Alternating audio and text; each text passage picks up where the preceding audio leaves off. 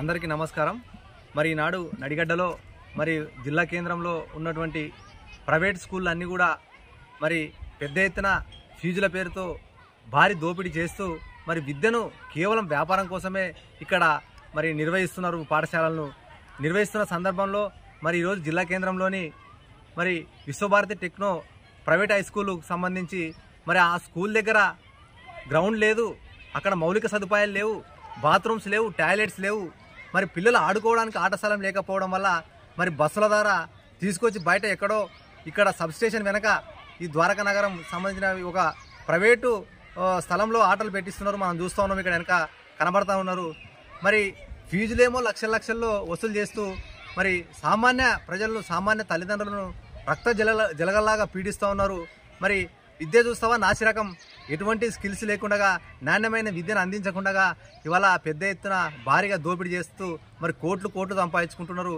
మరి చూస్తూ ఉన్నాం, స్కూళ్ళలో కూడా తక్కువ జీతాలు ఇచ్చి, అంటే ఎలిజిబిలిటీ లేనటువంటి ఉపాధ్యాయులతో కూడా విద్యను బోధిస్తూ వాళ్ళకు తక్కువ జీతాలు ఇస్తూ ఇవాళ కేవలం విద్యను వ్యాపారంగా మార్చుకొని ఇవాళ నడిగడ్డలో పెట్టలేకపోతున్నటువంటి ప్రైవేట్ స్కూళ్ళ యొక్క దోపిడీని తక్షణమే ఈ జిల్లా కలెక్టర్ గారు కానీ, ఈ డిఓ గారు కానీ, మరి ఎంఈఓలు కానీ తక్షణమే వీటిని అరికట్టాలా। తక్షణమే ఈ విశ్వభారతి టెక్నో ప్రైవేట్ హై స్కూల్కి సంబంధించినటువంటి అనుమతులను తక్షణమే రద్దు చేయాలి।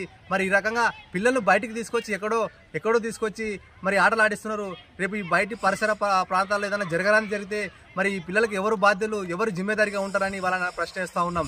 అట్లనే నడిగడ్డలో మరి చాలా స్కూళ్ళు కూడా అన్ని దాదాపు అంటే విద్యా చట్టంకి విరుద్ధంగా, అంటే విద్యా చట్టం రూల్ ప్రకారం ఏ వసతులు లేకుండా కూడా ఇవాళ పాఠశాలలకు అనుమతులు ఇచ్చి రన్ చేసుకుంటున్నారు వ్యాపారం చేస్తూ।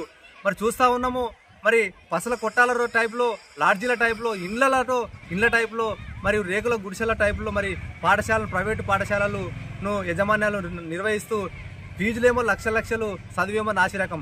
ఇది ఎంతవరకు సమంజసం?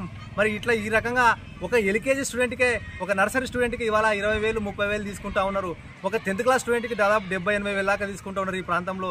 మరి విద్యను చూస్తావా, ఒక కమ్యూనికేషన్ స్కిల్స్ లేవు, ఒక నాణ్యమైన ఎడ్యుకేషన్ లేదు, ఒక అధునాతనమైన టెక్నాలజీతో సంబంధించినటువంటి వ్యవస్థ లేదు, స్కూళ్ళలో లైబ్రరీలు లేవు, మరి ఒక కంప్యూటర్స్ లేవు, ఏం లేవు।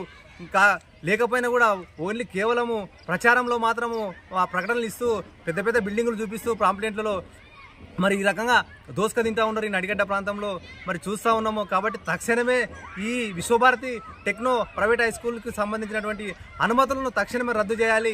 అదేవిధంగా జిల్లాలో ఎక్కడైనా సరే, ఏ ప్రైవేట్ స్కూల్లో అయినా సరే వసతులు లేకున్నా, ఫైర్ సేఫ్టీ లేదు, మరి అదేవిధంగా గ్రౌండ్ స్థలాలు లేవు, అవన్నీ లేని స్కూళ్ళను తక్షణమే ఎంఈఓలు, డిఓలు విజిట్ చేసి తక్షణమే ఎక్కడికెక్కడే అనుమతులు రద్దు చేసే విధంగా చర్యలు తీసుకోవాలని మరి ఈ సందర్భంగా జిల్లా కలెక్టర్ గారికి కూడా మేము డిమాండ్ చేస్తున్నాం విద్యార్థి సంఘాల తరఫున।